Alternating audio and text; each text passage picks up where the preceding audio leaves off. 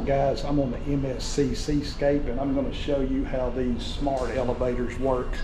I'm going to get in, we're going to ride them, and then we're going to come back to the end and I'm going to give you my thoughts on how these work. Now this is a port day, so there's not many people here, so I'm going to push a few buttons to show you, but I'm not going to interrupt anybody.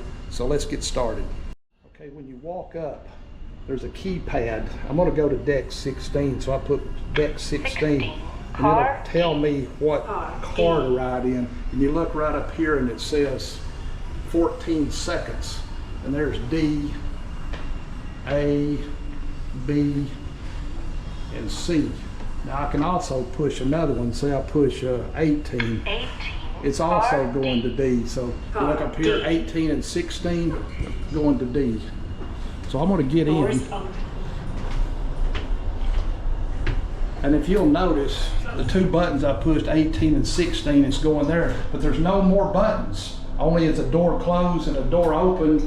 And over on this side, there's actually an alarm button. So this is going to take me to 16. Deck 16. And you get out. I want to show you one more thing here. Not all the elevators have that board up there. As you can see, they're just a keypad, but I'm going to show you how to tell when your car's coming. All right, to tell when your car's coming, I'm just going to push 5. Okay, it'll tell you right here, arriving in 30 seconds. And if you forget, you can just come push that same number again, and it'll pull it back up, and it'll say arriving in 20 seconds.